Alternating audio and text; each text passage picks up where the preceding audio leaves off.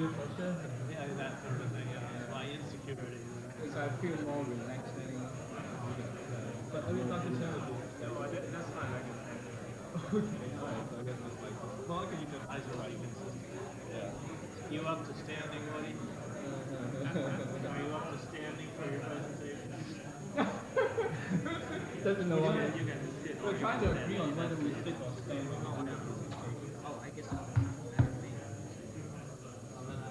Actually, they can see better, probably. It doesn't matter to three, it matters to one, and therefore we're all I think it's people can see. one to four and three to two. Quite a few people are interested in the use of Hong Kong.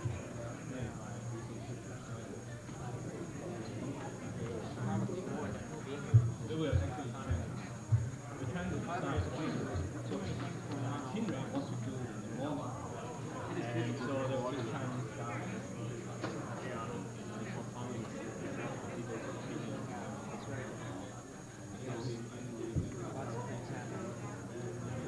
Then this guy said, I thought the paper is more efficient. The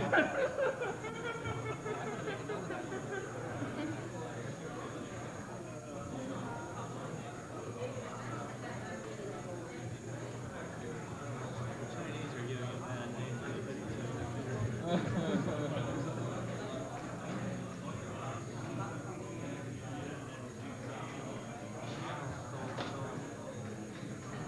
Professor Chen, you are from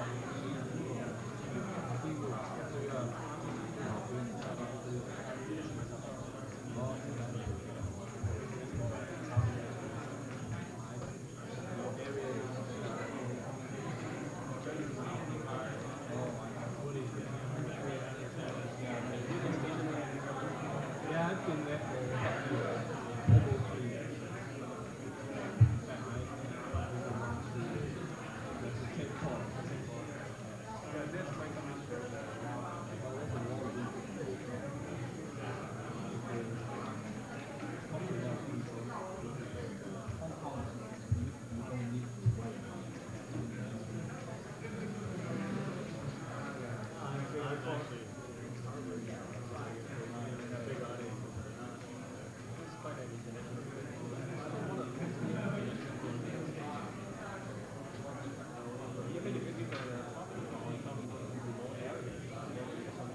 There'll be a subgroup for you. Yeah, but the other side of it is where it's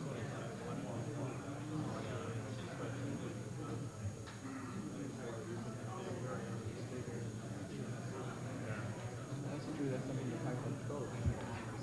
one of the reasons you get I would really go about to take my AMCAT the same day. What? I'll just take my AMCAT the same day from 9 to 5, so I don't have to miss it, I guess. You need some free advertising.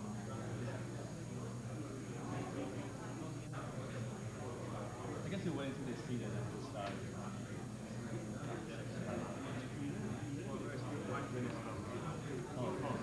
That's fine, That's slow. what time do you have? It's on 1 hour. 1 hour. Should we get started?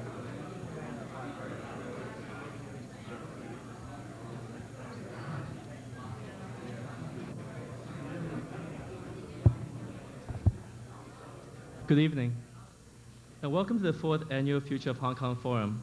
My name is Ben Lui, and I was the president of the Harvard Hong Kong Club in the past year. It is my honor to serve as the moderator this evening, and it's wonderful to see such a good turnout. By the Nanking Treaty of 1842, the Qing government ceded what is today Hong Kong Island and Kowloon to Britain. An extension of the Hong Kong colony, which is today the New Territories, was ceded by the Qing government to Britain in 1898 in the form of a lease for 99 years. 1997 would mark the end of that lease. Since then, Hong Kong has flourished from a small supply port in its early days to the international center of trade and commerce it is today, with a population of almost 6 million. Hong Kong's prominence is now global. I quote from a December 18, 1993 issue of The Economist.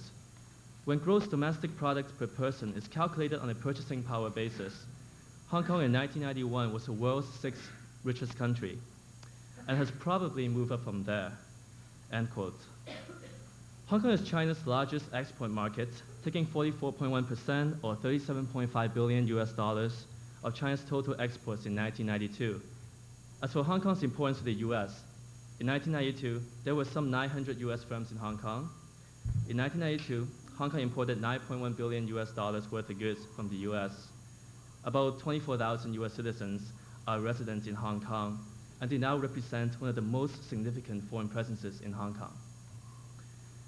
Hong Kong's economic prominence is indisputable. What is often overlooked, however, is its immense cultural influence on the entire region, especially China. Hong Kong has long been the window by which China may get a glimpse of the West. Today, Hong Kong's popular culture, the movies, the pop music, such big stars as Zhang Shuiyao and Li Ming, Zhang Huayao and Li Ming, the fashions, the fast food, is helping to transform the attitudes and outlook of the Chinese people. To the foreign media and to the academics doing research on China, especially mainland, Hong Kong is most crucial and valuable. Until the People's Republic of China relaxed its control on the flow of information in recent years, Hong Kong's proximity to mainland China rendered it the best source of information on China. Many works in mainland China were researched through interviews with refugees from China in Hong Kong. In other words, Hong Kong has always been the West window to China too. In 1984, and I again quote from The Economist, Britain and China signed a treaty called the Joint Declaration, in which the Chinese promised to preserve, by means such as a separate currency and a partly separate government, Hong Kong's capitalist way of life for 50 years after China resumed sovereignty on July 1st, 1997, end quote. It is now 1994, and in the 10 years since the signing of the treaty, many political, social, and economic changes have transpired in Hong Kong. The subject of the forum this evening is to look at some of these transformations and identify some trends, and to perhaps make some conjectures as to how these changes and trends may help us predict certain things about the future of Hong Kong after the changeover. We have the fortune this evening to have four very distinguished speakers to share with us their views and insights. They have all generously taken time out of their very busy schedules to be here with us. Our first speaker will be Mr. Alex Fong, who will give us an overview of those changes in Hong Kong in the 10 years since the Joint Declaration.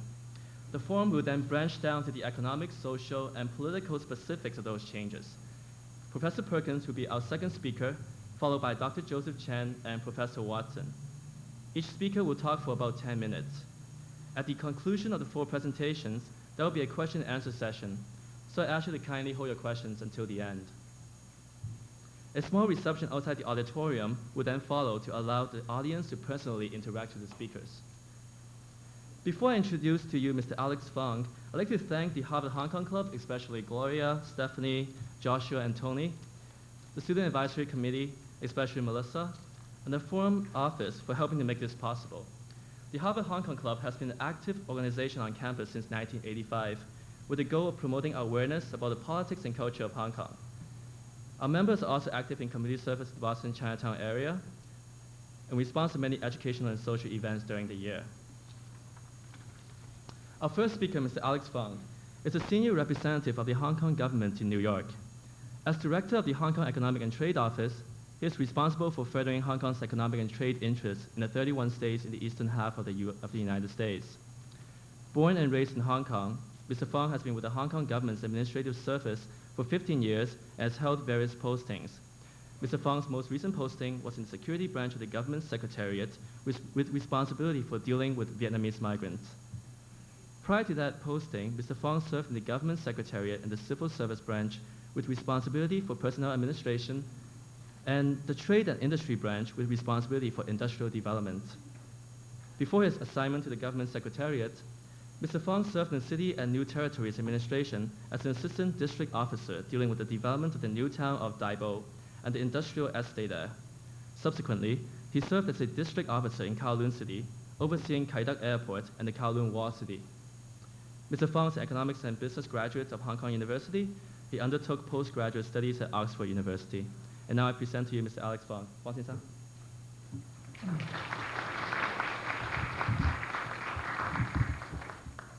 Thank you, Ben, for inviting me over from New York to talk about my favorite subject, Hong Kong. It's good to be back because I was here 2 years ago speaking to a similar forum, and I think at that time the Hong Kong Club was organizing a Hong Kong week. And I'm so glad to see that 2 years hence, the forum has grown in size and there's much more interest on Hong Kong than 2 years ago. So I'm very grateful for this opportunity. It's a pleasure always to speak to the Harvard Group, and I look forward to having interesting interaction with you. Before I start, perhaps I could say something about my office, because I always like to take an opportunity to do some advertisement first. I run the Hong Kong, actually, the name of my office is Hong Kong Economic and Trade Office. If we had our way, I think a more proper name for my office would be the Hong Kong Government Office. Then everybody knows what we do. Unfortunately, we can't do that because in the Joint Declaration, this term Hong Kong Economic and Trade Office is used there. And that also answers one question which is often put to me. Will you still have a job after 1997? And of course the answer is yes, it's in the Joint Declaration. So I expect my office will be there and still doing the sort of very similar things that we are doing. Indeed, we have a very real practical function in my office. As Economic and Trade Office, we have a team of people who help people to invest in Hong Kong. We have a group of specialists who advise people on how to do investments in Hong Kong. We have an information unit who deals with media requests, general inquiries, and also we run a library. And we've got some good information, especially for those who are looking for jobs. Then we also have a visits unit which deals with incoming and outgoing missions. So, and my office actually covers 31 states on the eastern side of the United States. So I find myself traveling quite a bit to talk to people like this group and have a lot of very interesting encounters with Americans. I also go back to Hong Kong from time to time to get myself updated on what's going on. The last time I was there was 10 days ago. I was with a mission organized by the Hong Kong Association of New York, and the purpose of the mission was one of those fact-finding missions. So it's very opportune that because I was there, I feel myself a bit more update about what's going on in Hong Kong, and I very much like to share the experience with you. Then when I come to presentations like this, people actually expect me to talk about 150 years of history, plus do some crystal ball gazing for the next 50 years, and ask me to do that in 10 minutes. So this is a tall bill which I cannot fulfill, so that's the first point I want to make. But what I thought it might be useful is for me to tell you about some of the impressions that I picked up in my last trip to Hong Kong, and then start from there, because I know that with a very distinguished panel who can basically do the part about crystal ball gazing rather than me. I will leave that to them. If I am asked to sum up the current mood in Hong Kong, I will do it in one sentence. Economically, Hong Kong is very confident. Politically, we are a bit frustrated. That's how I would sum up the current situation. Economically, we are doing very well indeed. Our financial secretary just presented a budget a few weeks ago to our legislative council, and he's really an envy of the world. If you look at financial secretaries around the world, you don't find that many financial secretaries who can stand up on the podium and present a budget in which he can announce reduction in taxes, increase in government expenditure, and yet left with a rather embarrassing surplus. He was able to say to the Hong Kong public that 420,000 people will no longer need to pay tax this year. 1.13 million taxpayers will have a reduction in tax. And also tell the business community that the tax rate is going to be lowered from 17.5 to 16.5%. And he can also tell the tourists that when they pass through our gates in the airport departure tax will be lowered from 150 Hong Kong dollars to $50. So that's quite an enviable position for financial secretaries. And if you look at his economic statistics, he is also in a very comfortable position. The GDP growth rate is 5.5% in '93 and forecast to remain the same in '94. Unemployment rate is 2%, which economists will tell you is almost like full employment. Inflation lowered from 9% to 8%. And also our GDP currently stands at, per capita, stands at 18,500, which is on par with many European countries, and I dare say the United Kingdom. And we are forecasting a GDP per capita by this year end to grow to $20,600 US. And that figure is on par with some of the states in America. So that's, if you have that sort of figures, you would be a very confident financial secretary. In fact, part of the reason why we have those statistics is because we have a very buoyant property and stock market in Hong Kong over the last 2 years.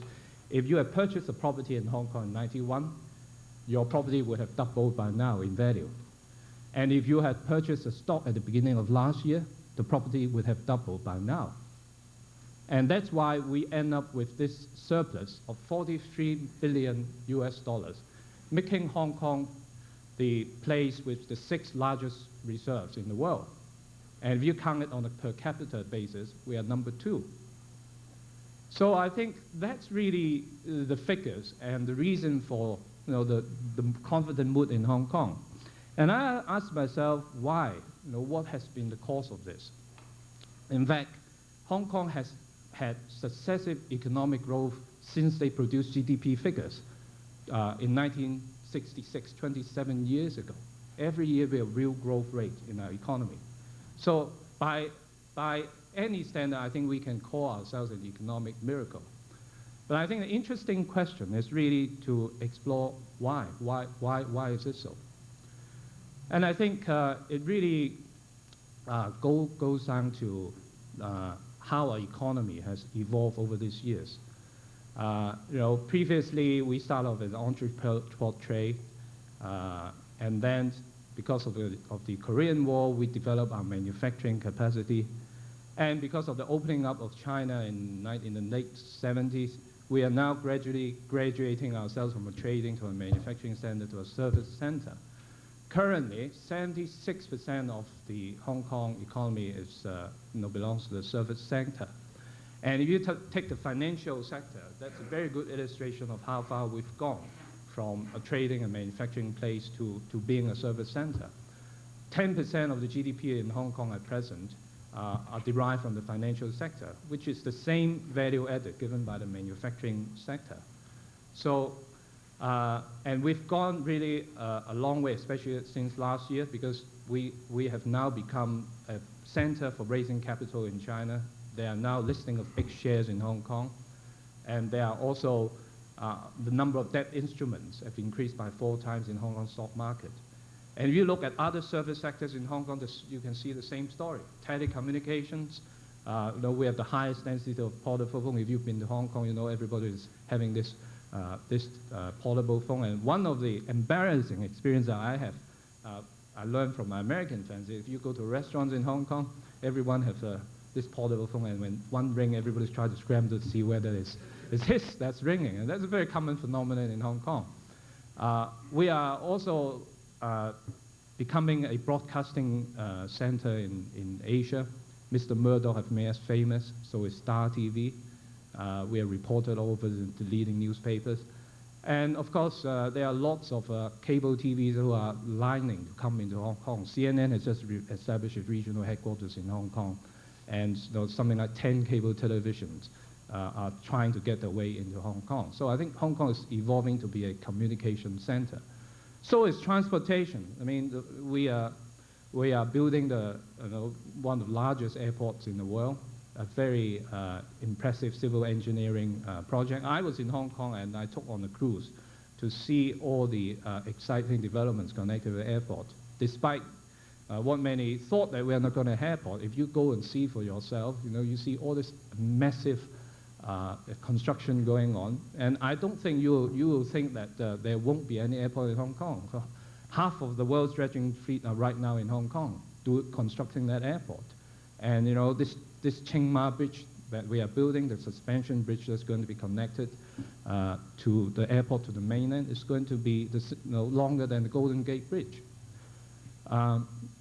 And then our role is also changing in respect of trading and manufacturing. And because right now many people use Hong Kong as the front and the back end base of the production process, so that many of the production actually take place in China, but the marketing and the design are done in Hong Kong. So that's a new sort of evolvement of our economy.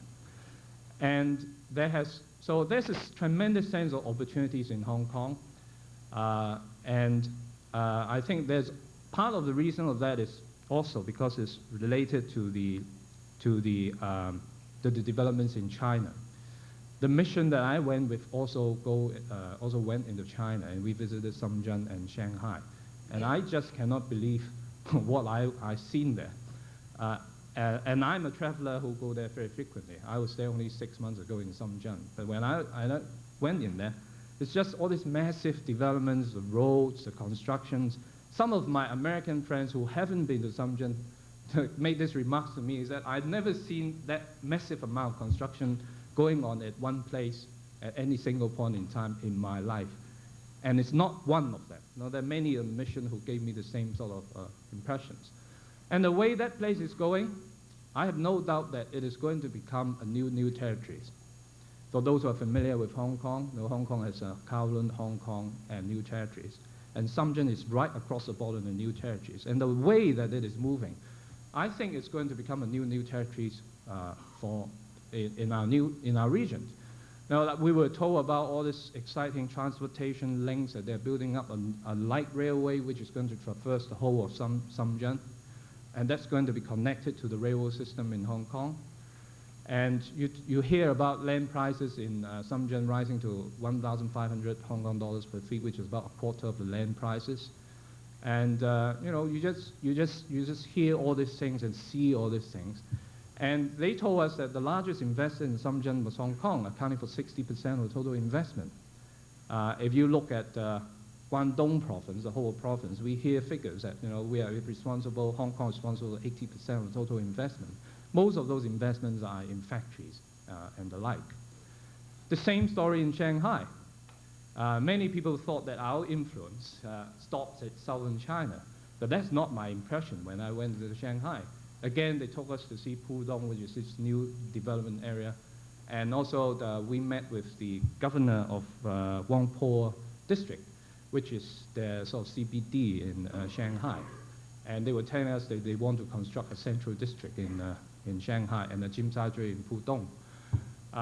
The number of projects they have on hand are amazing. They show us all this model, all these skyscrapers that they are planning. And in Shanghai, they told us that last year, they have opened 10 new department stores. 5 of those are from Hong Kong, 2 from Japan, and 3 from Taiwan. Again, the point that Hong Kong is active and alive in Shanghai. If you look further inland, the CEO of our Wharf Group, Mr. Peter Wu, has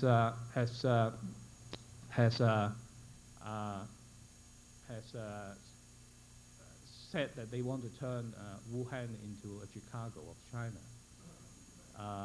So that's the sort of development that's going on in China, and Hong Kong is very much part of that scene.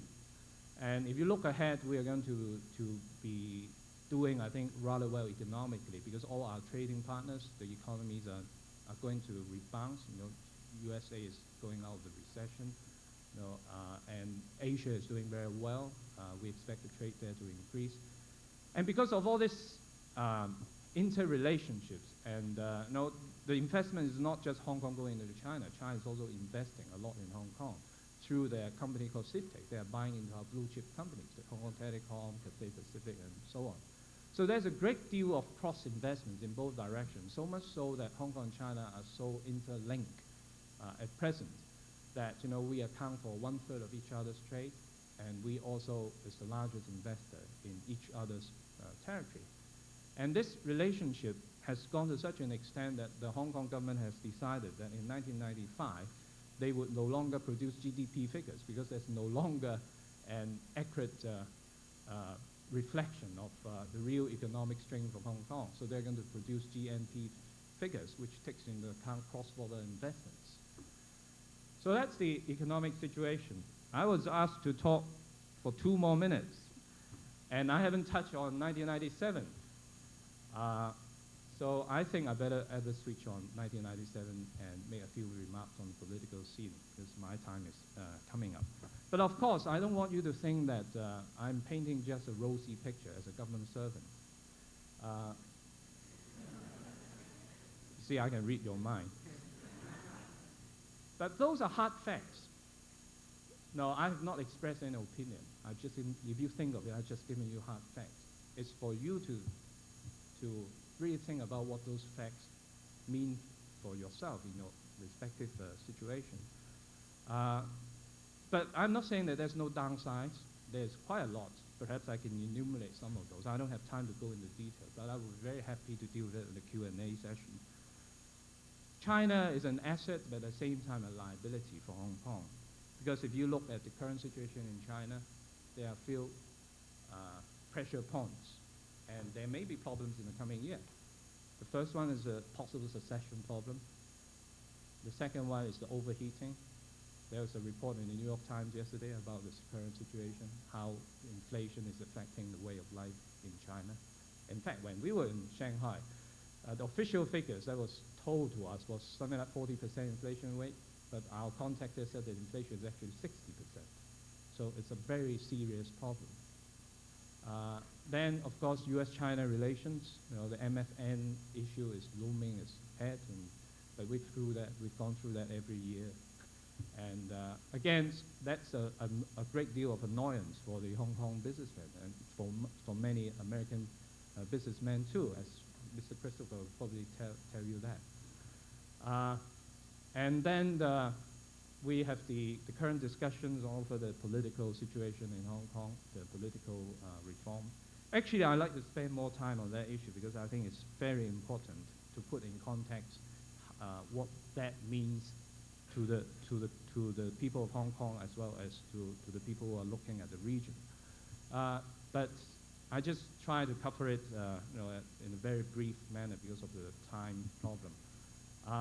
I think when we look at 1997, the starting point was 82, when there was this negotiation started, accumulating the signing of the John Declaration in 84 and the promulgation of the Basic Law in 90. In fact, what the John Declaration and Basic Law seeks to do is to preserve the Hong Kong way of life for the next 50 years after 1997 under the Formula One Country Two system. And they try to do it from a constitutional arrangements point of view, a legal approach, by setting out what the current institutions are and how we can preserve it. And in brief, what that means is at present, the two functions, which are the direct responsibility of the sovereign country, i.e. defense and foreign affairs, will be transferred from Britain to China after 1997. But the rest, all the economic, politics, social institutions will remain autonomous, meaning that it's going to be run by the Hong Kong government as a separate unit from the Chinese government. Now, on the economic and social institutions, we have made tremendous progress over the last 10 years or so. For example, we've made agreements that we're going to continue to have our own currency, we can represent ourselves in GATT negotiations, we can have our own government budget, and that finance is going to be independent from the rest of China, and so on and so forth. The only area in which we are not that concrete is in the area of political reforms.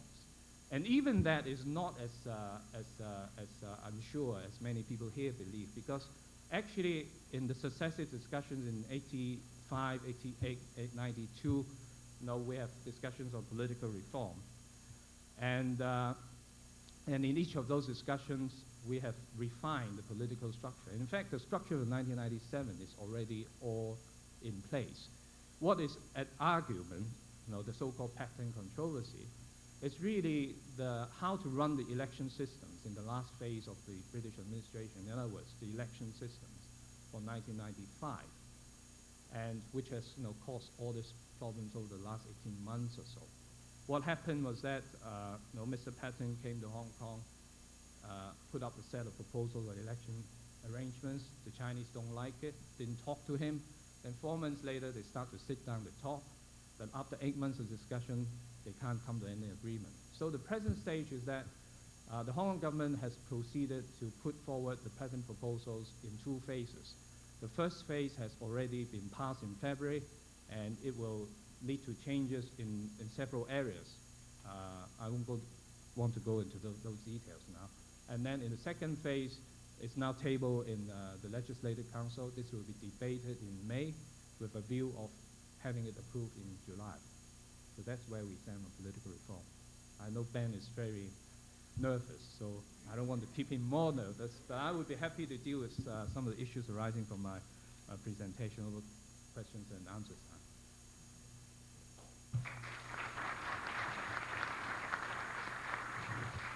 Thank you, Mr. Fong. I think we'll move on now, and our next speaker, Professor Dwight Perkins, has been director since 1980 of the Harvard Institute for International Development, the university's multidisciplinary institute for research, teaching, and technical assistance on development policy. He joined the Harvard University faculty in 1963 and has been the Harold Hitchings Burbank Professor of Political Economy since 1981. Previous positions at Harvard include the Associate Director of the East Asian, now Fairbank Research Center, from 1973 to 1977, and Chairman of the Department of Economics from 1977 to 1980. Professor Perkins has authored 11 books and over 80 articles on economic history and economic development, with special references to the economies of China, Korea, Vietnam, and the other nations of East and Southeast Asia. Topics include the transition from central planning to the market, long-term agricultural development, industrial policy, and the underlying sources of rapid growth in East Asia. I can go on and on. There's a lot of things I can say about Professor Perkins. Well, last thing I would say is Professor Perkins, he got his BA in Far Eastern Studies from Cornell University in 1956, and his MA and PhD in economics from Harvard University in 1961 and 1964. So I guess I won't go on any longer, and I'll pass it on to Professor Perkins. Professor Perkins?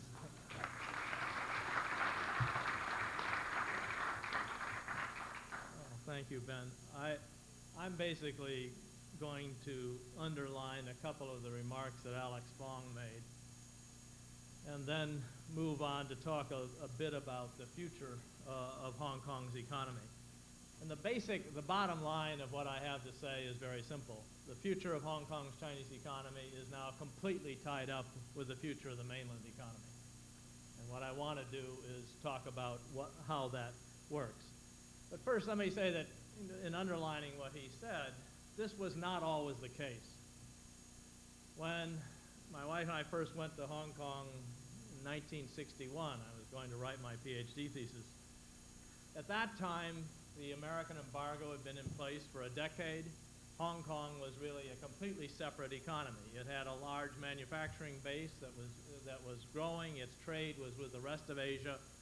The only real connection with the mainland were a certain number of refugees coming in on a regular basis, and you could go up to the border and you could stare over and see there was a commune.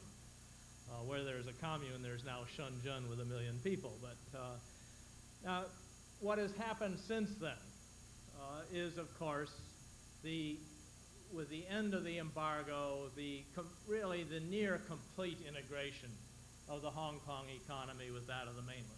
Manufacturing, as Alex Fong pointed out, has been declining and is disappearing. Agriculture, of course, was never very large and is even closer to totally disappearing. But 80% of the employment in manufacturing that is by Hong Kong firms is not in Hong Kong, it's in Guangdong province.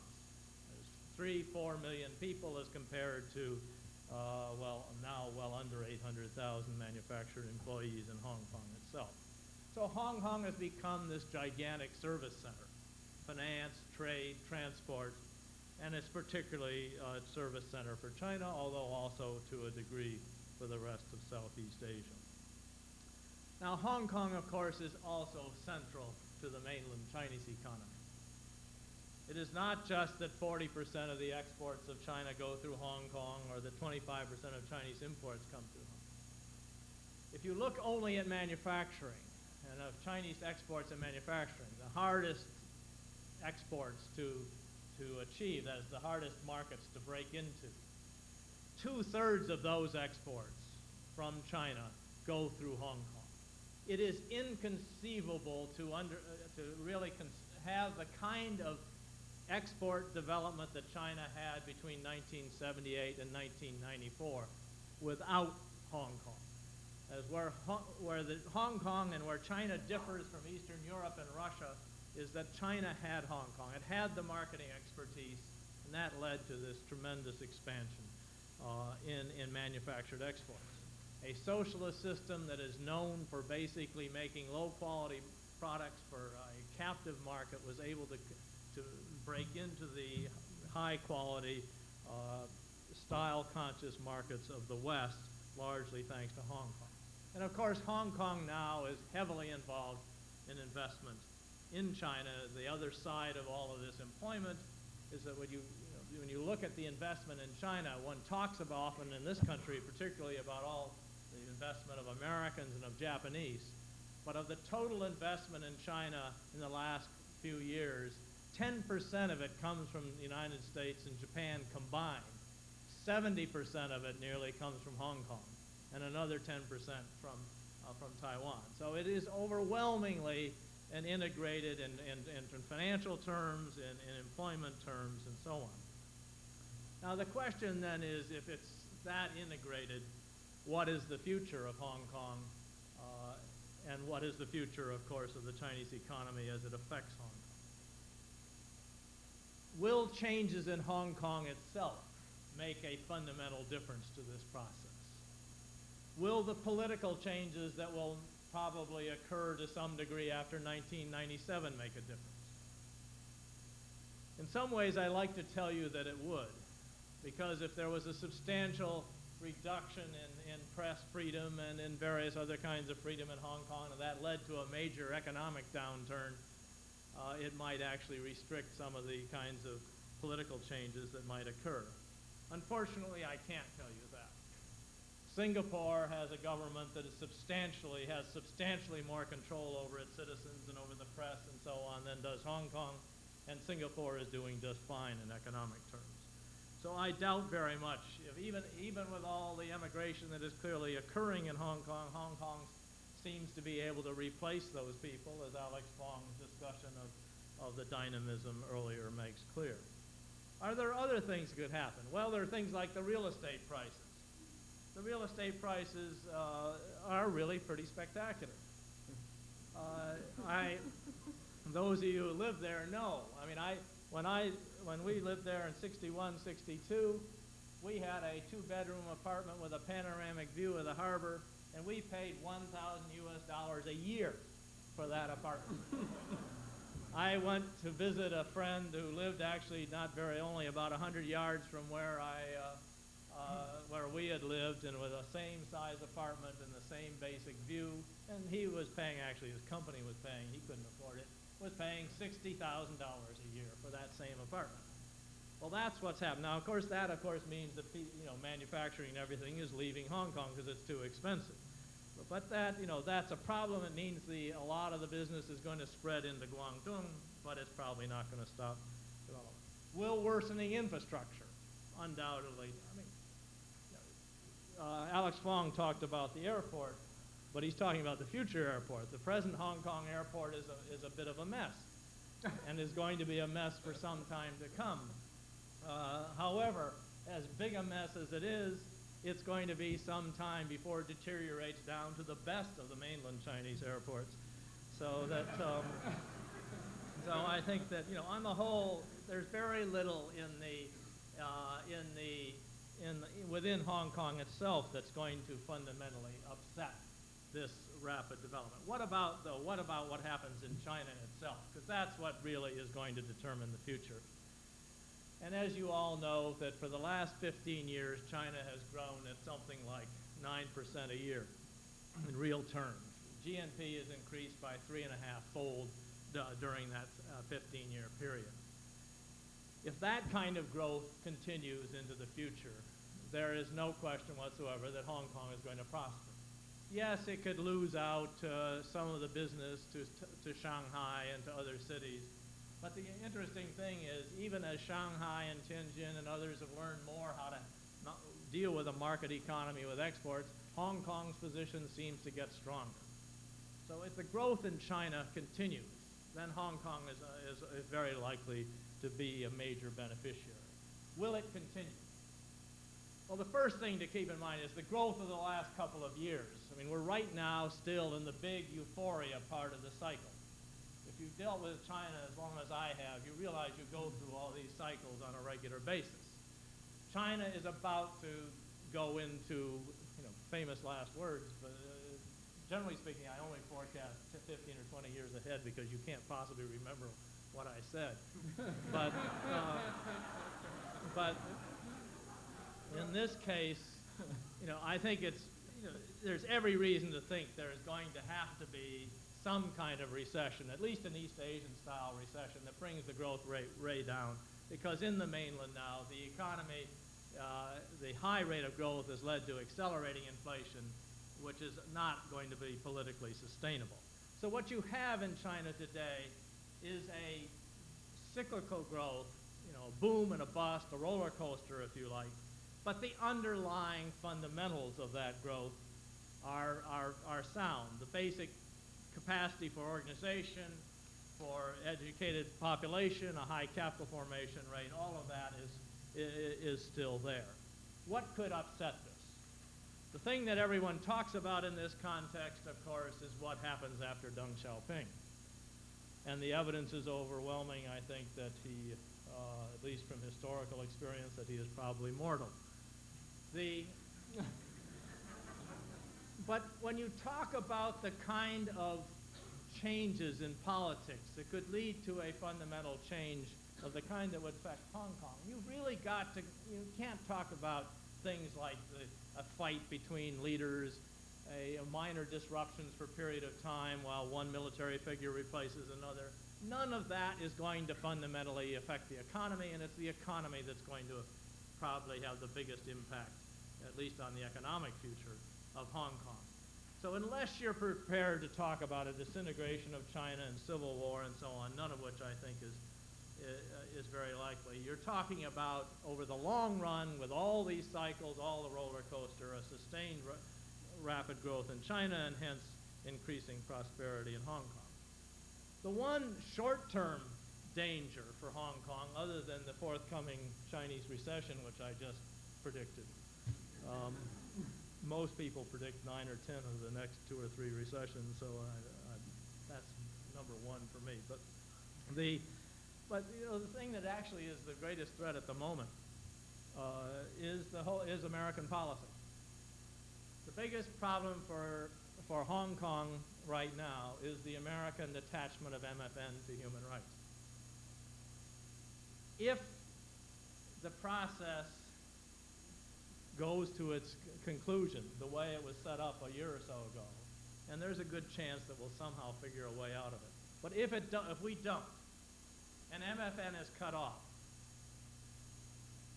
then you will have a major hit on Chinese exports, which will directly impact Hong Kong in a very major way and in a very immediate way, which will probably tend to reinforce the more conservative elements in the Chinese government in Beijing, who will basically say, I told you so, dependence on foreign trade is a bad idea, we need to turn inward more, we need more control.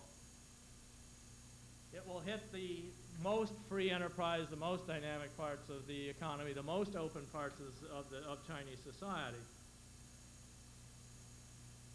if we go through with it. There are those who think that that makes sense as a human rights policy. As I think you can gather from my remarks, I don't think it makes sense even as a pure human rights policy. But if we do go through with it, that is a threat to Hong Kong. But it's a short-term threat. The policy is so much against all of the interests we hold dear, including our human rights interests, that we were bound to reverse it in the long term. And therefore, I think the future of Hong Kong, whatever happens in the next year or two, is probably going to be very bright, in at least in economic terms. Thank you.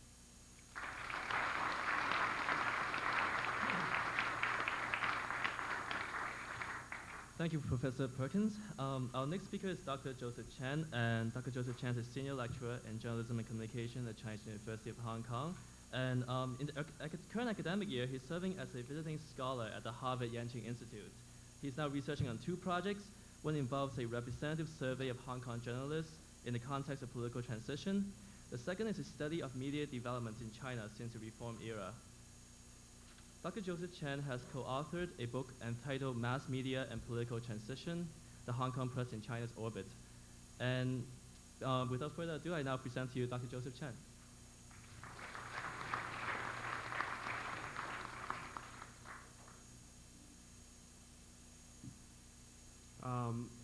Yeah, I may not be painting so rosy a picture as Mr. Fong did a moment ago. I'm going to go into the dark side of it, maybe if not a bleak view. Because I'm touching on an aspect of politics in Hong Kong. Specifically, I will talk about press freedom, the retrospect as well as the prospects of press freedom in Hong Kong. As I am talking to you now, a struggle for press freedom is unfolding in Hong Kong.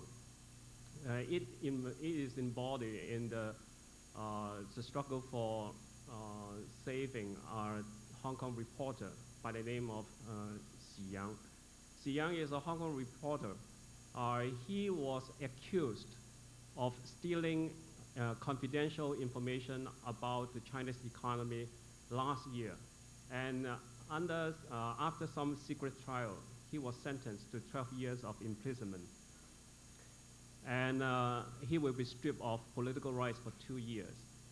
And no verdict was given, no explanation was given. It was just let out that he would have to had so long a sentence. The society was enraged by the news. His colleagues began to fast in front of the Xinhua News Agency, that is the de facto Chinese ambassador in Hong Kong. Other than that, many social organizations, including the Hong Kong Journalists Association, the Newspapers Association, and so on and so forth, began to make statements to denounce the Chinese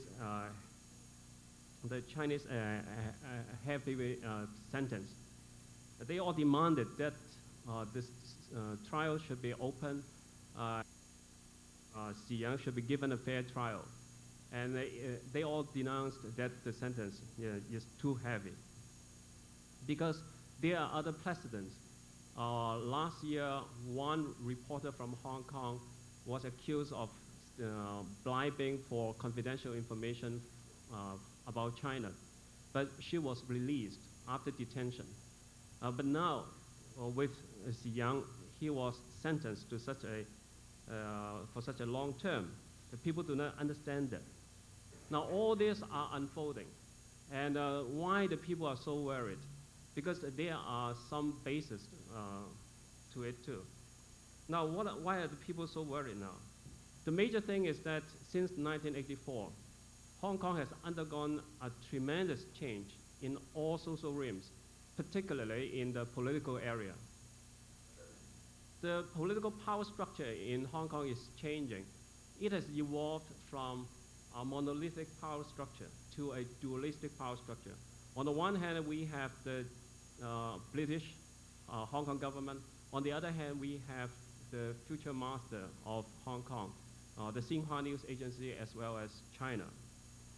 The thing is, if the future master is a benign one, probably there's nothing to be afraid of. But the question is, we all know what China is politically. There are some indications of China's abhorrence of press freedom. The litmus test came in 1989, right after the June 4th movement. China, before that, was quite tolerant of criticism in Hong Kong. But right after June 4th, Hong Kong was accused of making rumors. The mass media were singled out for rumor mongering. And Hong Kong was accused of being a subversive base. So when you are facing a future political master who do not like you to speak in different voice, you can imagine what kind of the fear there is within the Hong Kong journalists. And then right after the June 4th movement, the basic law, which is the mini constitution for Hong Kong, was finalized. And China took care to ensure that a new clause was included. The new clause states that no one should be, should go, the new qualification was to rule against treason, separatism, agitation, subversion, and stealing national secrets. I think this clause is quite common, or this article is quite common to constitutions around the world. But the question is, China usually have a different definition. They define it differently. Now, what do you mean by subversion? Now, is Wei Jingsheng, our famous dissenter in China, subversive? Is Wang Dan subversive? What about other students? Are they subversive? What about national secrets? Now, what is national secret to China may be just a fact that is taken for granted elsewhere. Now, with the reporter that I just mentioned, Xi Yang, he was accused of stealing secrets. The secret was about the credit expansion in China at that point. So in many countries, people speculate about interest rates, whether the interest rate is going to rise or to fall in the next week. Now, but in China, that can be treated as national secrets. So there is a question of definitions. And the interpretation of the law will be in the hands of the Standing Committee of the National People's Congress. It will not reside, the final interpretation power will not reside in Hong Kong, but in Beijing. And two incidents happened to reinforce the journalists' fears. China has resorted to what I call the scary tactics. There's a Chinese proverb that says, you know, in order to scare a monkey, you know, you kill a chicken. And so far we have two chickens. One is, you know, the female reporter from Hong Kong who was detained for stealing secrets last year. And then it was a secret detention, of course. And then now Xi Yang is another case, another secret trial, and so on. And even in this case, it was sentenced to 12 years of imprisonment. So the Chinese reporters or journalists do not have confidence in the judiciary system of China. Even if China is going according to law, but the law can be interpreted very differently from the traditions in Hong Kong. And since China is becoming very influential in Hong Kong, it commands a lot of resources at its disposal to sway the opinions or to sway the journalists. It has a lot of advertising revenue at hand. It commands a lot of industries. It controls many business opportunities in China. So it is very difficult for the media proprietors to stay too far away from the coercion efforts of China. At least you have to neutralize yourself. You do not want to offend a person so strong. And as a result of China's United Front tactics in Hong Kong, many journalists have responded positively to the cooptations. They have joined some of the political organizations set up by China.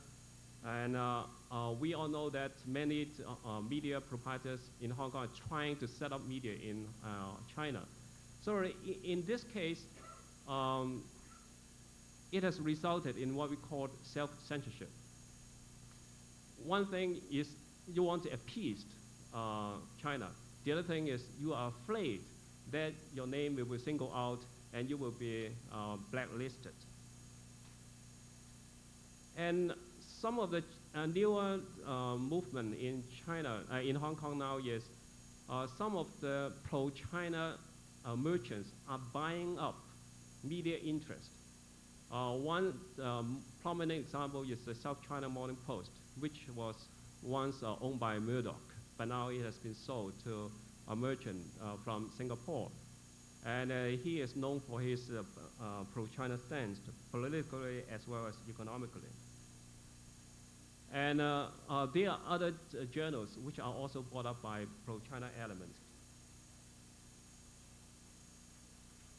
Now, this is quite a pessimistic view of the future of press freedom in Hong Kong. But the thing is, some people oversimplify the picture and say all the journalists now are bending with the political wind, and no one dare to speak a word. No one dare to dissent. Now I think that is an oversimplification. A more sophisticated look should be introduced. Because Hong Kong is still not under Chinese rule. It is quite a pluralistic society. There are different kind of interests. The society is quite organized. Although Hong Kong is not known for its democracy, it is quite a free territory, but it lacks democratization. It has very limited democratization. Given a place that is not known for democratization, then we don't expect that place to have much freedom. But in the case of Hong Kong, because the British government has introduced some level of democratization measures, so the society is quite diverse now, and it is still diversifying. We can see different kind of parties sprouting up, pro-China ones as well as ones that stand for the interest of the Hong Kong people. So we do not expect the society to speak with one voice. And also, the media market in Hong Kong is still operating. We can see that if you go too far in appeasing China, you may lose your audience, because the audience do not want you to go that far. Credibility is at hand. But at the same time, media market can work in the other way. For instance, Murdoch has bought Star Television, and he has dropped BBC, which is a news channel on Star Television.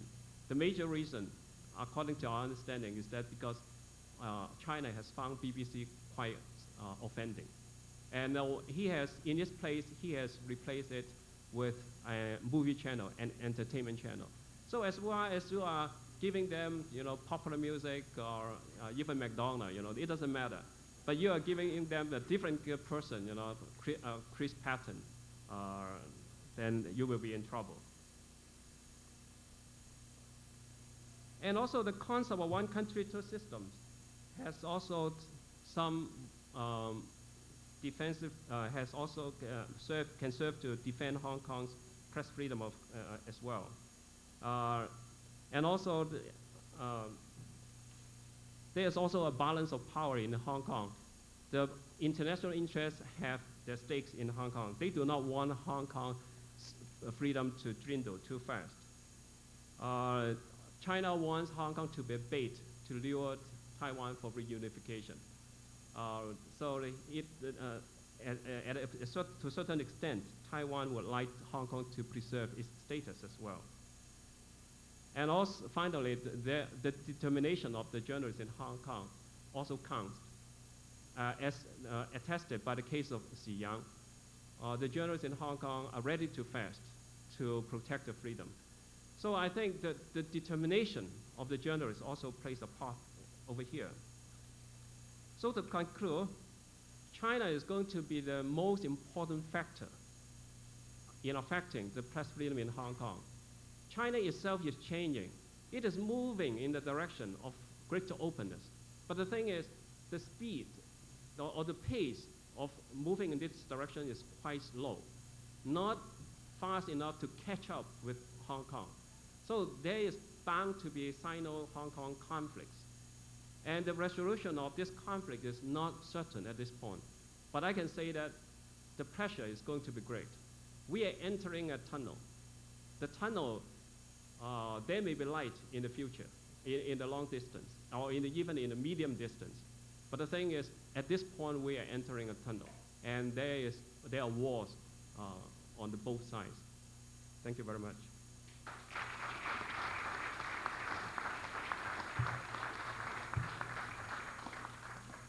Thank you, Dr. Chen. Our final speaker this evening, Professor James Watson, is perhaps best known on campus for his Foreign Culture 62 class, Chinese Family, Marriage and Kinship, A Century of Change. It's one of the most popular classes at Harvard, and although every year I have many friends who are quite bitter for getting a lot of read out of the class, Professor Watson has traveled extensively and done fieldwork in mainland China, Hong Kong, Britain, and Hawaii. He has spent especially great amounts of time in the Guangdong province and the Hong Kong New Territories, which account for his excellent Cantonese. Professor Watson has published numerous books, articles, and chapters, and I shall not attempt to list them here. I'll present to you Professor James Watson.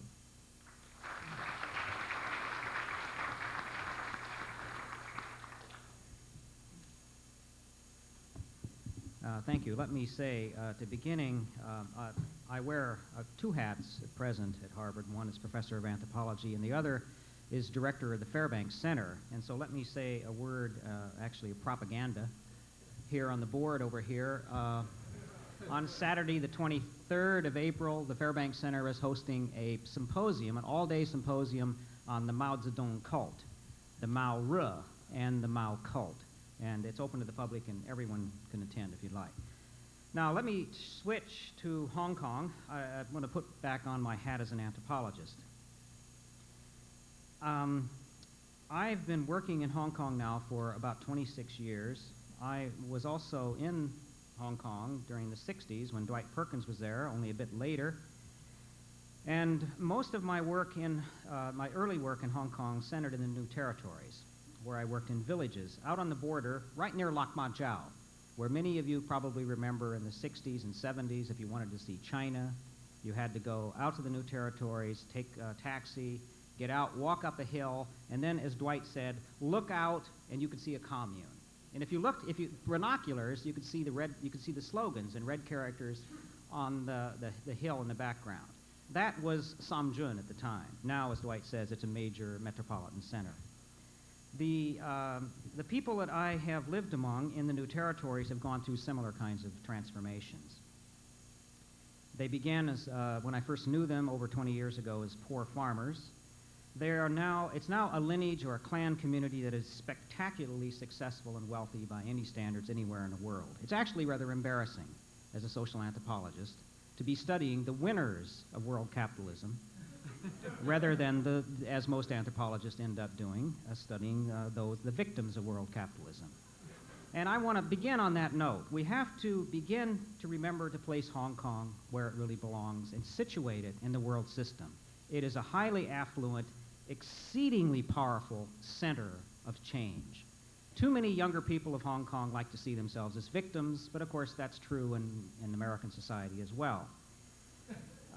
It's important to remember that Hong Kong, in some respects, from a cultural perspective, has to be seen as the flea that is eating the dog. It's powerful in a cultural sense that is difficult to grasp unless you've lived there over and over for the past 20 years, worked and seen how it's developed. It's uncontrollable activist form of a cultural center. And I'm always trying to find a proper metaphor to explain to people what I mean about Hong Kong and its power as it begins to transform Chinese society.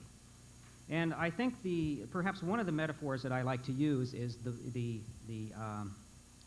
that of popular music. And in fact, sometimes on Saturday afternoons when I'm working in my garden here in Cambridge, a local kid will drive by with his mega bass, and he will play rap music that just thumps through the neighborhood as you go by. You've all heard that, and I'm sure many of you, particularly if you live in Cambridge, that sort of thumping bass, as it comes up, the Doppler effect, and then leaves your neighborhood. It arrives and then leaves, and you're just waiting for it to go away so you can concentrate again. Well, my vision of Hong Kong is very much the Doppler effect, the boom box, the mega bass that is constantly thumping and sending signals into China. Those signals, though, are of openness, global connectedness, freedom, in inverted commas, if you want to, however one wants to define freedom. Hong Kong, in a real sense, has a very strong aspect of it. And I share the concerns of the previous speaker for that sense of cultural freedom. Hong Kong also sends out a message of affluence and economic rights of the human individual, as well as individual human rights. So that I see Hong Kong as being extremely powerful. It's something that I've been unable to really put in words in my own writing and my own work. So besides looking at it from the point of view of the economic impact on China, let's not forget the social and cultural influence. Now, many of my older Chinese friends in the New Territories, about 10 years ago, when things were beginning to change and people were worried about the future, well, many of the people I knew in urban Hong Kong were concerned about 1997 and were beginning to think about immigration. Many of my older friends simply just said, well, you know, we've been here before. The Mongols came, the Manchus came, the Portuguese came, the British came, and now the red imperialists are coming. It's just another form of and we've survived. And one of the old men told me in Cantonese, 中國唔食香港，香港食中國. Or in Mandarin, 中國不吃香港，香港吃中國, which means that Hong Kong is not going to, that China is not going to eat Hong Kong. Hong Kong is going to eat China. Now that old farmer, retired farmer, I think really knew what he was talking about, because the idea is of cultural transformation, or what is known in Mandarin now. There's even a term for it in Mandarin in North China. It's called 香港化的, which means to become Hong Kongified. And the Northern Party cadres in particular are extremely concerned about this kind of power of the culture, popular culture. Now, rather than dismissing aspects of popular culture, as is commonly the case for intellectuals, we always have to beware of the 知识分子 fix that we have on China, the intellectual, the intelligentsia view of Chinese society. One has to become careful of projecting that into mass culture. Because in fact, the popular culture that's emanating and propagating out of Hong Kong is a mass media culture. I'm not talking about culture of the high art form, but the culture that many of you who've taken my course know what I'm talking about. Culture of the expectations of everyday life, the way you live, the way you eat, the way you live, the kind of family life you expect, your basic expectations of life is the kind of culture that I'm talking about. It involves all sorts of things. Most, perhaps, obviously, are such things as music, the so-called canto pop music that I've seen develop over the past 15 years. There's even a canto rap that's now fine. I've seen little kids in the Pearl River Delta, way out in the outback in the Pearl River Delta, doing little dances that they've seen on video of Hong Kong and singing Cantonese lyrics to rap music. And one wonders, where are they picking up these kinds of cultural images? The distinctive style that's coming of Hong Kong that's spreading throughout China, it's beginning to spread out into the Pearl River Delta. First Shenzhen, Samjun, then the Pearl River Delta, then the highlands of Guangdong, up into the Hakka regions, and then now gradually it's penetrating into Jiangxi and Guangxi, and it's skipping over into Shanghai and elsewhere. It's beginning, in other words, to eat up parts of South China. It also involves the change of expectations and such things that one thinks of as being impervious to change, such as humor, satire, and jokes. You hear Hong Kong-style jokes all over the southern China now.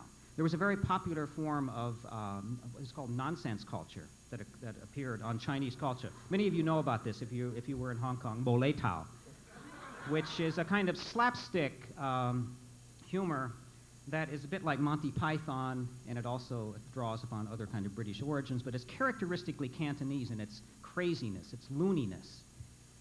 That kind of satire is now beginning to penetrate into parts of China. And of course, this is very subversive to the central authorities, because of course, usually people can't even understand that they're being satirized. And when that happens, you know that there's danger afoot. And the best thing to do is to try to control it.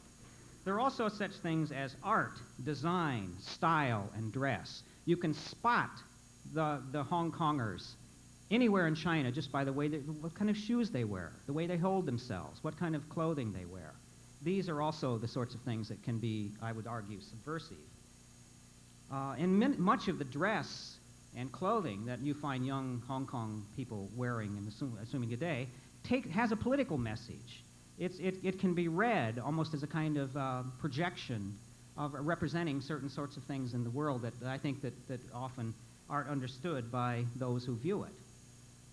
And also, I think that one has to look at lifestyle, entertainment, and aspirations in life. More and more, you find young Hong Kong people globally situated, confident, worrying about the future, but of course confident about their position in the world. And that's a very radical change that I've seen over the past 20, 25 years. When I first visited Hong Kong was a place that people were passing through. Nobody belonged to Hong Kong, except, of course, the people I was living among in the New Territories. They'd been there for 8 centuries. They'd seen it all. But they were about the only Bundy or Bundaegan of Hong Kong. Now you find people who claim Hong Kong as theirs. Young people, many of you in the audience, who grew up in Hong Kong, speak Cantonese and English, and perhaps Mandarin too these days, which is an interesting development. More and more, in other words, Hong Kong is a place to live. It's a place to be concerned about. It's a place to go home to. And you find more and more homing pigeons, the Tai Kung Yan, the astronauts that are returning from Canada because it's boring. They can't stand it. They've got to go back to Hong Kong. And you can see, I meet them all the time in the airports and in the dim sum tea houses. They may have they may have a Canadian passport or American green card, but where are they? They're back in Hong Kong. That's where the action is, and that you can see it pulling people back home. That's a development of 20 years that one never dreamed of seeing in the past. Many of you were old enough to have lived in Hong Kong during a period when it was a grim, indeed grim place. There was hardly any sense of social consciousness. Remember the time when people would simply throw their rubbish out of the 20th story of public housing? Many people, young people, were killed at the time, and nobody was able to even think about it. Nowadays, it's inconceivable to think of public culture in that sense in Hong Kong. People have a vested interest in the place. They want to stay. My own research in the last couple of years has concentrated on the development of this popular culture, and I've been trying to figure out a handle to develop it, to try to work on it. And one thing that I've chosen, and a number of my students are working on, is, yes, McDonald's. The McDonaldization of South China is a very interesting global process that one needs to look at very carefully. And we, as Zhishifunzi, as intellectuals, have to be wary of dismissing these kind of cultural elements as being insignificant, as being epiphenomenal, not being critical. In fact, my argument as a social anthropologist is that they're at the very guts of the change of the new culture that's appearing through Hong Kong and into South China. There is, in other words, in the research that I've been doing, I'm finding a pattern of what could be called the McDonaldization of the Southern Chinese diet. And there are also Hong Kong imitators. You all know these places that you see in Hong Kong now. They imitate McDonald's and Kentucky Fried Chicken, Fairview, some of the other, there's a place, Dajiaole is one of these places. There are a number of Hong Kong fast food imitators that are imitating the transnational fast food industries, and they're sweeping into China. And this, of course, reflects changes in the mainland of culture, of expenditure patterns, the development of consumer interests. People are willing to pay money to eat out, not necessarily in ceremonial occasions, but almost on an everyday basis. It also affects labor allocation and gender roles and family patterns and everything. When you have this kind of process occurring, it tends to develop and affect the entire culture.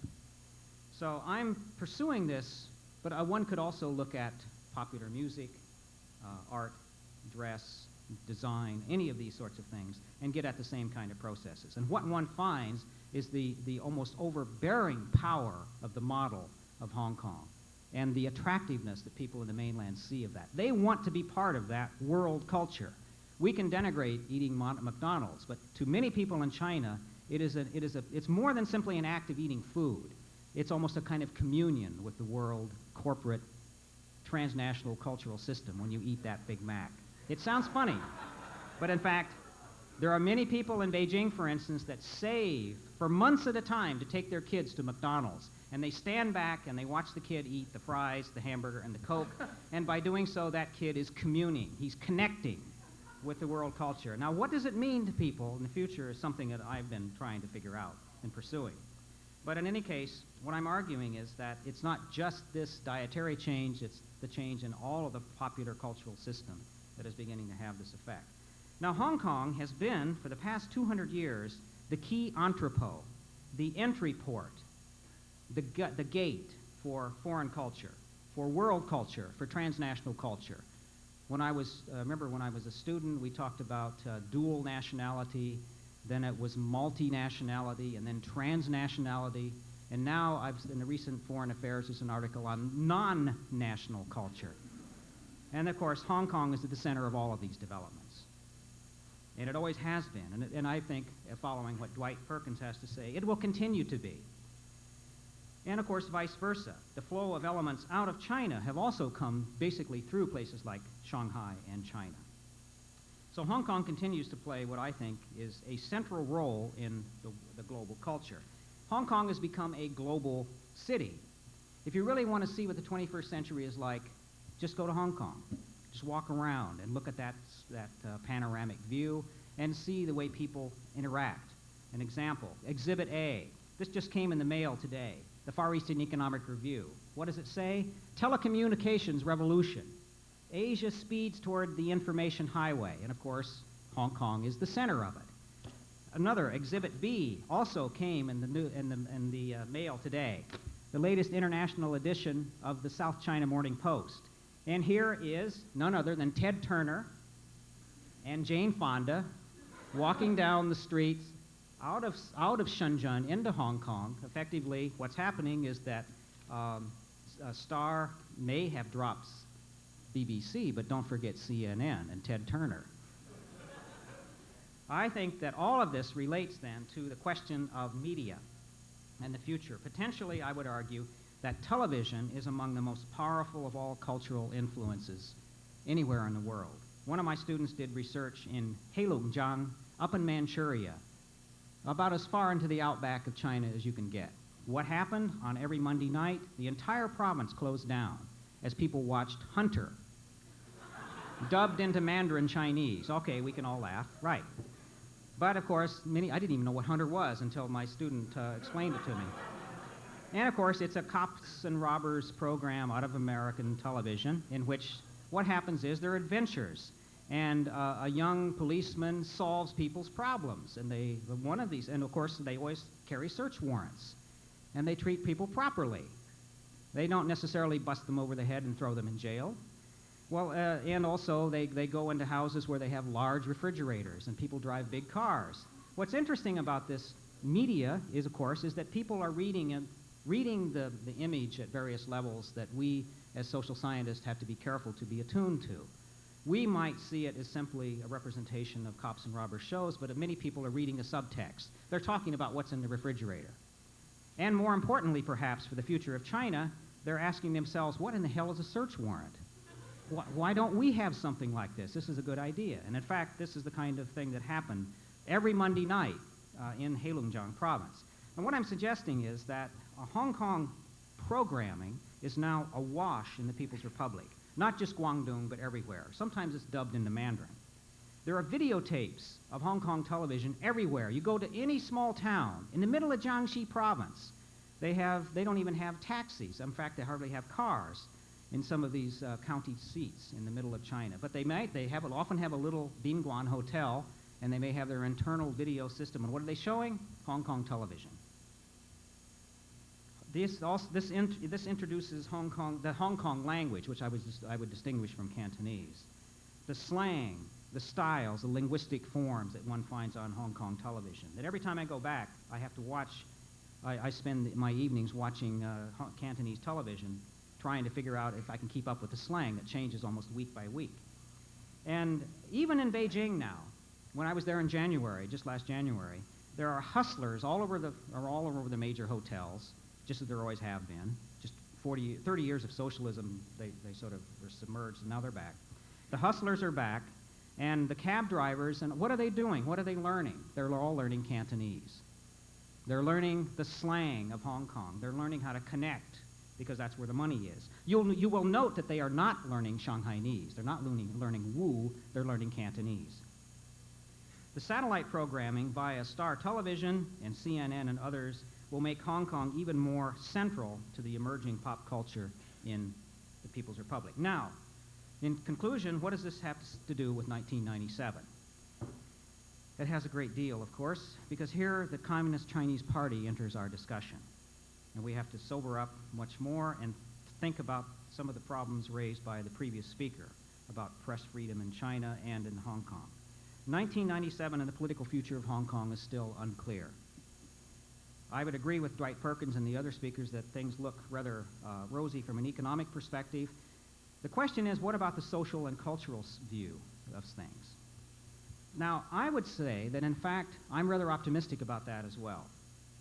Hong Kong to the Chinese Communist Party is a very frightening prospect. As I said earlier in this talk, Hong Kong is a wild, untamed cultural anarchy.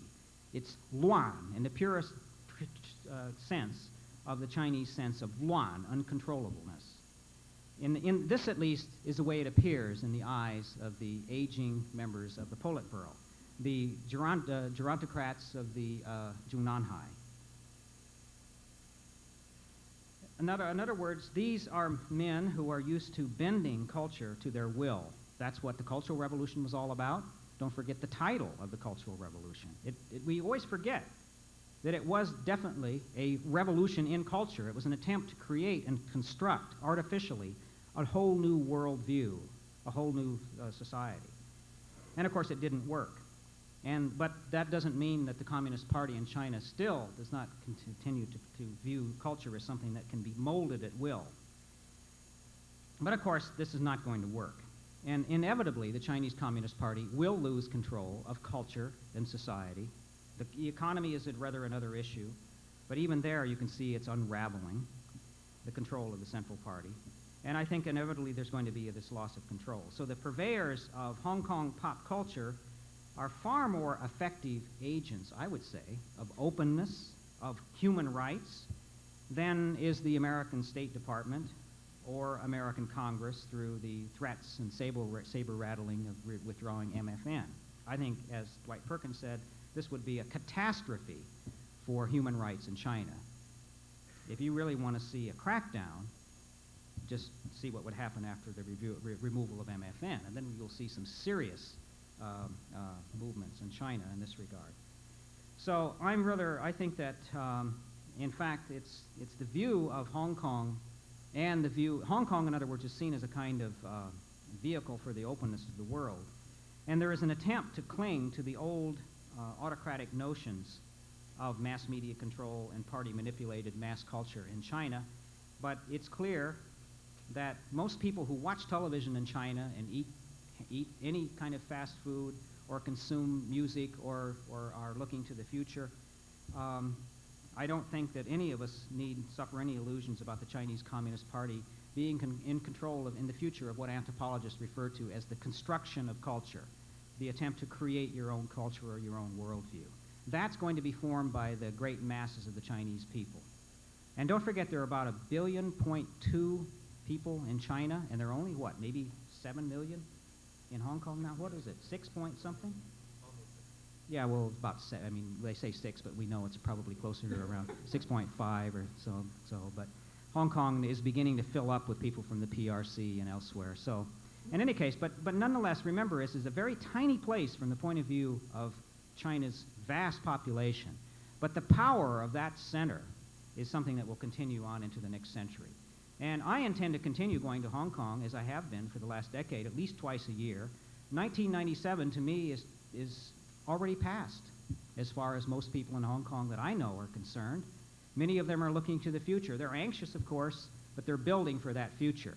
All you have to do is get on the MTR and the train to Lo Wu any morning, and you can see people who are already living in the future. They're working in China, living in Hong Kong, and it's already here and past. So from a cultural point of view, I think that things look rather optimistic for the future. At least that's the way I prefer to think of my favorite place in the world, namely Hong Kong, in an optimistic note. Thank you.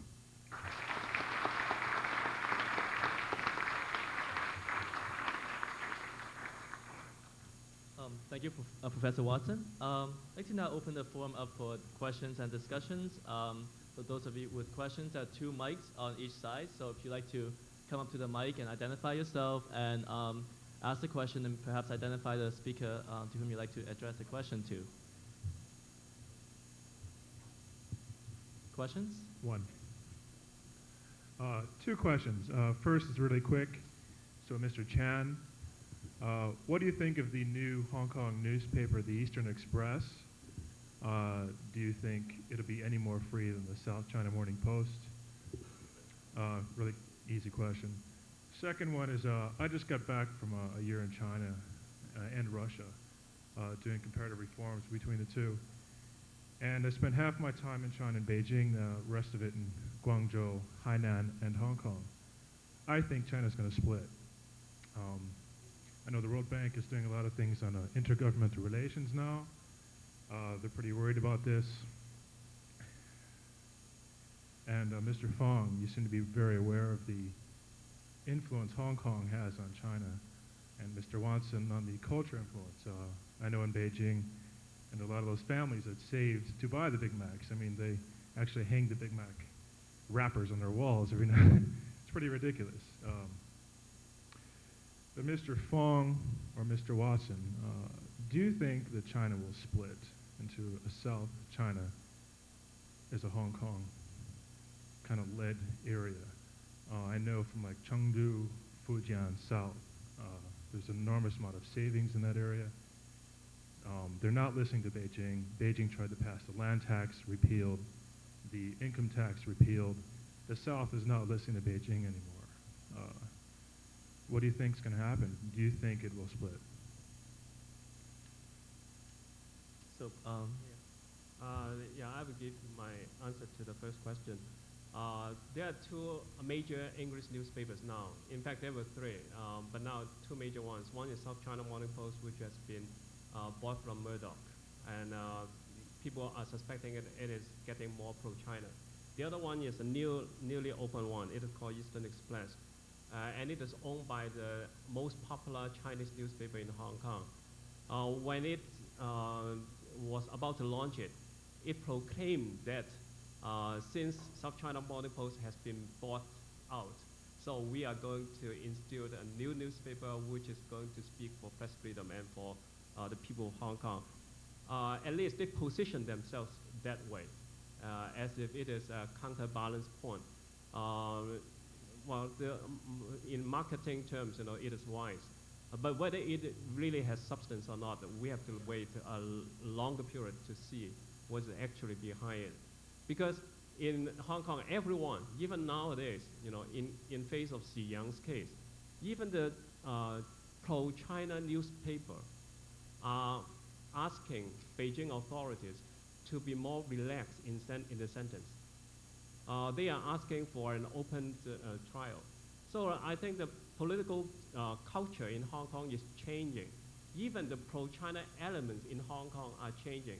And they have to entertain, to some extent, the aspirations of the population at large.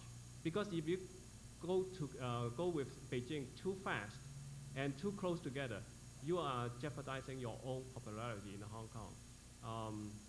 But I do not want to overemphasize this, because in the last analysis, what counts is our interest. And if you are within the leftist system, then all your interest is in the wishes of Beijing. And in that case, we do not expect those people to have an independent mind to make a decision. So exactly, the case of Eastern Express and South China Morning Post speaks to the openness of the media market at this point. As Professor Watson was mentioning, CNN can be going into China, and then so does Star Television of Murdoch, but one is dropping BBC, the other one is trying to push the CNN. But of course, they are two different things.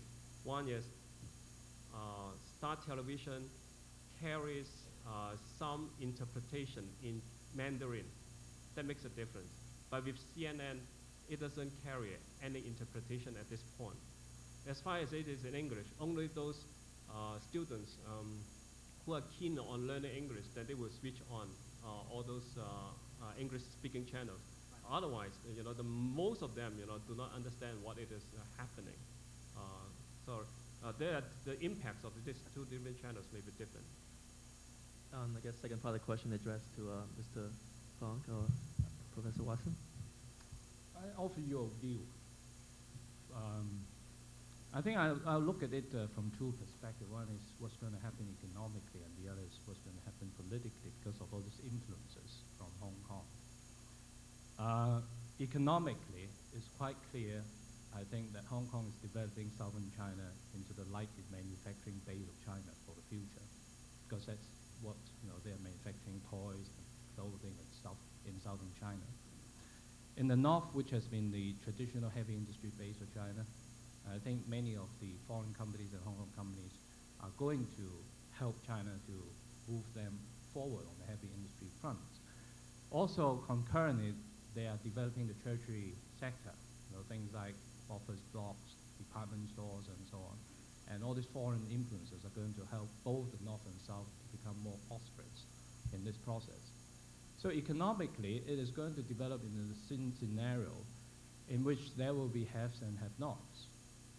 Look at it from the point of view of coastal areas versus inland areas, urban areas versus rural areas, north, south, here and there. Whatever you look at it, there's going to be haves and have-nots. That's a fact of life.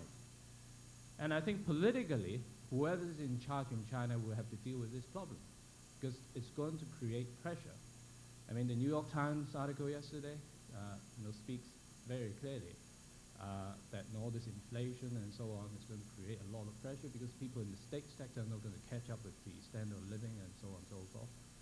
And so I'm not too sure where the pressure points are going to lead China into, and that's one of the very interesting things I think China watchers have to look at for the next few months.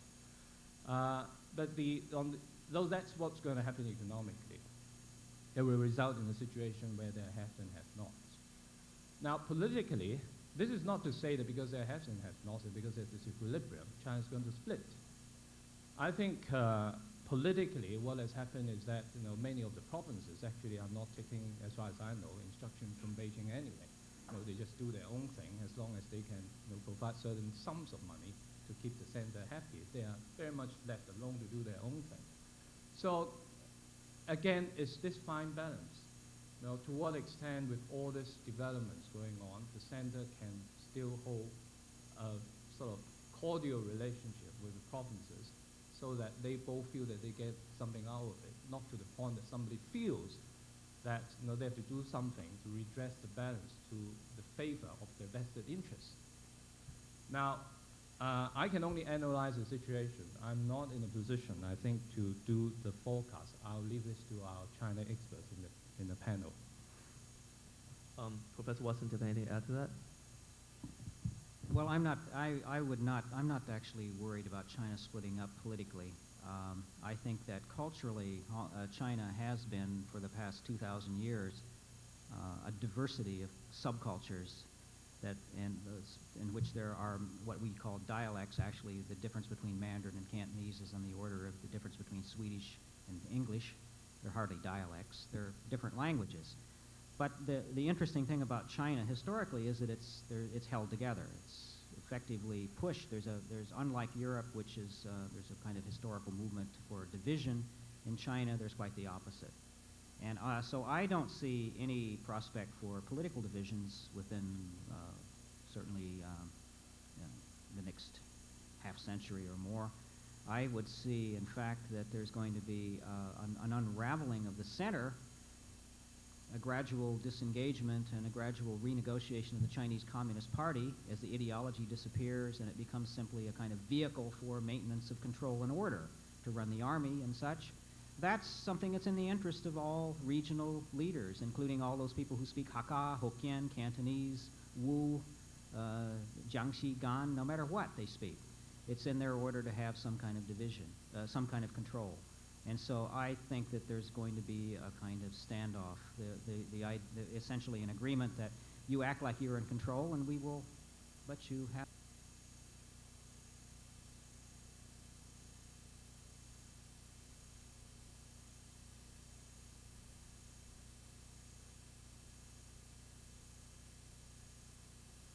Hundred flowers blooming here and there.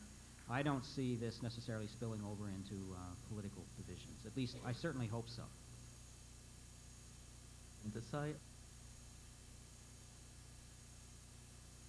The citizen of Boston. this is a question for Dr. Perkins.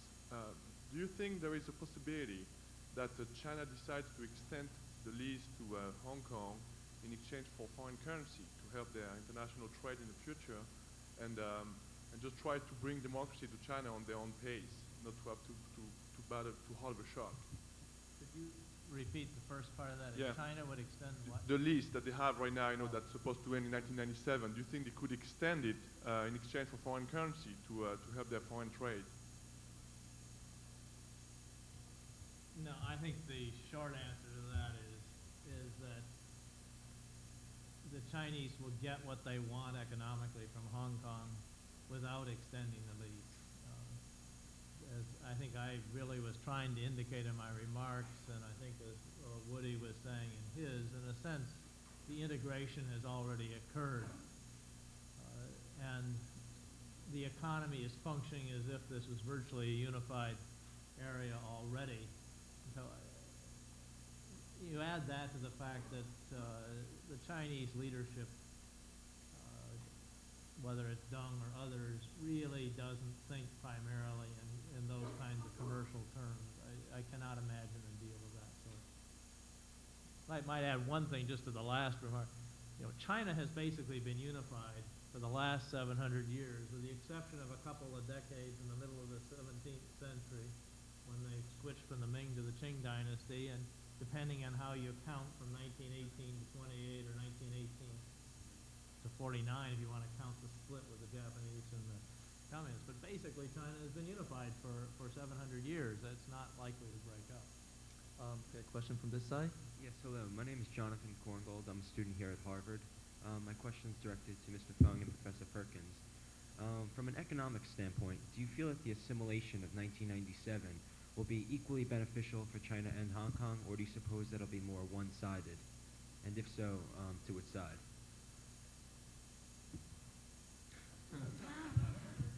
Actually, it's easier to be the first. I think it's equal. I've mentioned in my presentation that all this Hong Kong influence was helping China to develop into a modern player in all spheres, in manufacturing, even now in tertiary sectors, and all over, not just the coastal areas, it's spreading all. And as a result of that, China is growing its prosperity, the GDP increasing, and the way that they deal with the outside world is getting more and more close to the way that we understand it. And on the other hand, China's investments in Hong Kong are real. They are now our largest external investor in Hong Kong, and they take part in all spheres of activities in Hong Kong. They invest in transportation, for example, our airport that I said earlier on that's being constructed. There are Chinese consortiums involved in the construction process. And China is actively involved in banks. The Bank of China Group is the second largest banking group in Hong Kong. And they are actively involved in properties. They are actively involved in all sorts of activities. They buy into our airlines, they buy into the telecom company, and they are in every sense of the word a capitalist player, just like other leading hongs in Hong Kong. And they have now developed this unique culture in which CITIC, for example, recently I met the executive director, and they are saying that they do road shows, trying to convince the investment community of the value of their stocks. That's a Chinese company, but they do things that like a capitalistic company, and of course that also generates a lot of surpluses for the Hong Kong government budget, and lots of economic activities. And I think the relationship will be such that it will be playing different economic roles. And like Professor Perkins said earlier on, Hong Kong has now changed to become a provider of low-wage manufacturing base, to become a provider of expertise. Our expertise are now used in the development of China in all aspects, ranging from engineering to construction of ports, construction of roads, and running department stores. You name it, we have it. So, and the benefits, of course, it's two ways. Our investments and economic activities in China increase the living standards there, and their investments in our place, raise our economic prosperity as well. So I think this is a mutually beneficial process. And just to illustrate further the extent of the integration, some people may not have observed it when they visit Hong Kong. 30% of Hong Kong's currencies are now circulated in China. And some of the shops in Hong Kong, renminbi is listed as a quoted price, just like US dollars. So that's the extent of the integration of the economies. And I think the quick answer is to say that we both benefit. In pure economic terms, I think both gain, and I could give you a problem set where you could go and try to calculate how much each would gain, but I'll spare you. In political terms, in the short run, Hong Kong, and sort of human rights terms and things of this sort, in the short run, Hong Kong loses. The mainland probably gains a bit as it tries to absorb Hong Kong. Over the long run, you have to get into the issues that Woody Watson was talking about, this enormous cultural and ultimately political impact of this unruly culture on Hong Kong, in which if the mainland itself is fundamentally changed, as Guangdong clearly has been, and as parts of the rest of China are be, then that will redound to the benefit of Hong Kong, and both will benefit too. But in the short run, I think Hong Kong will see certainly an increase in various repressive activities. Because of the constraints of time, we'll take one final question, and I'll take it from this side. And if you have further questions, there'll be a small reception afterwards outside the auditorium, and you may interact with the speakers personally. So save your questions. And my name is Oliver Weisberg. I'm an undergraduate in East Asian Studies, and I think my question will probably best be answered by Professor Watson or Mr. Fong and possibly Dr. Perkins. With the advent of post-Mao Deng reform, we've seen a sort of a reevaluation of management style in China, and to some extent moving towards a more capitalist free market environment, at least as far as worker incentive structure. With the activity that will go on in 1997, do you see potential problems with, take for example, obviously things will change if Mr. Deng passes away, but maybe you could just comment on that possibility. Would you like to go first? Me first again. That's always a very intriguing problem. What will happen when Deng Xiaoping dies, because since he is the architect of all this. I think there are 2 points that we need to bear in mind. The security of Hong Kong, or all these processes, is guaranteed by 2 things in my mind. One is the arrangements that's set up by the John Declaration and the Basic Law. Now, some people take this rather lightly and saying that what good is this? It's just a piece of paper, and you can just tear it apart. But I think it's not as bad as that, because A, it is a real constitutional document, and you can take people to court because of that, because it's a real constitutional document. B, it's registered with the United Nations, the John Declaration, I mean. It's an international treaty. And C, despite all the arguments between the British and the Chinese, at no point has the Chinese said that they will go away from the John Declaration and the Basic Law. So they see this as a self-imposed parameters, if you like, in which to play the Hong Kong game. So those are the rules. Now, the other thing I think which will make the Hong Kong thing work is the people. And that depends on who's in charge in China, and that depends on who's going to run Hong Kong, and the Hong Kong people is a combination of many, many other factors. And 3 years is a long time. There can be a lot of personality changes. So I think the thing to watch is really to look at all this, and to try to see in which direction it is moving. And also, the way that I try to monitor the development in Hong Kong is to look at what the real people are doing in Hong Kong. The real people like you and me. I consider myself a real person. Although some people may think that bureaucrats are not real persons. Look at the returning immigrants, the decisions, why they take that decision. Look at the foreign expat community. The Americans are coming in, increasing 2,000 a year. And what are these guys doing there? Well, business. There's business to do. And I just pick up one very interesting point when I was in Hong Kong recently. In fact, when I went back to China, not Hong Kong, 6 months ago, I was told a very interesting story.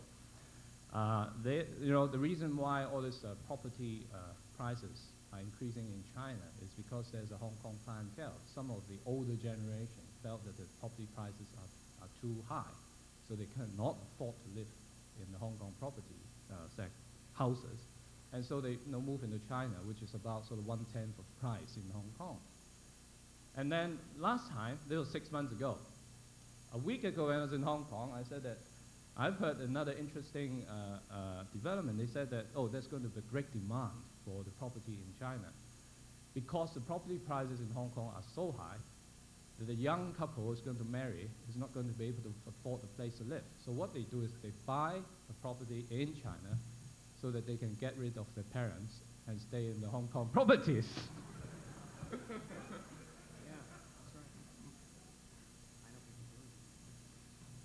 Any of the other speakers with additions to question? Just a footnote to what Alex was saying, that over the past 25 years, almost year by year, one hears less and less British English and more American English. The number of British citizens living in Hong Kong is becoming more, it's become far less of a British cultural center.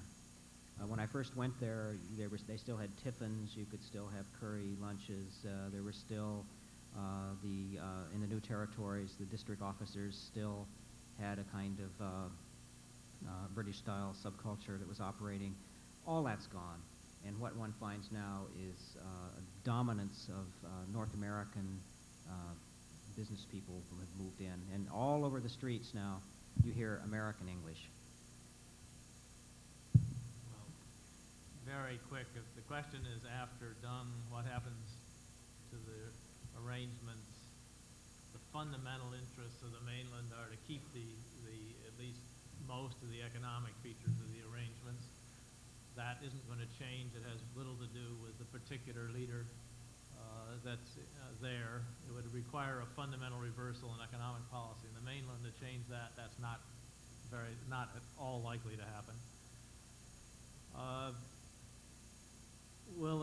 At the same time, I think that the political interest of whoever is in power in China is going to be to try to tighten up in Hong Kong.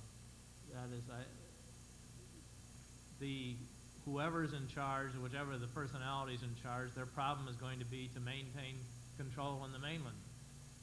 And if Hong Kong seems to be getting too far out of control, that will be a problem for whoever's the leader in China, as long as China's an authoritarian state, and it's likely to remain one for at least some substantial time from now.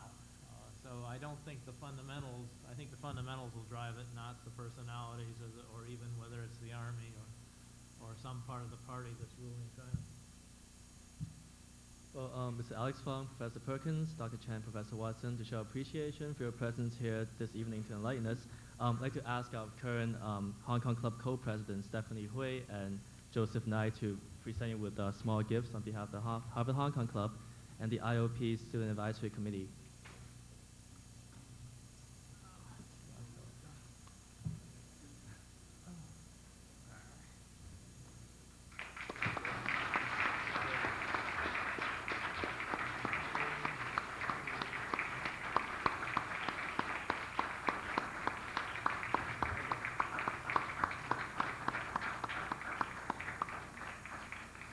This marks the conclusion of the 4th Annual Future of Hong Kong Forum. There's a small reception outside the auditorium. Should be set up, I hope. And see you next year. Thank you.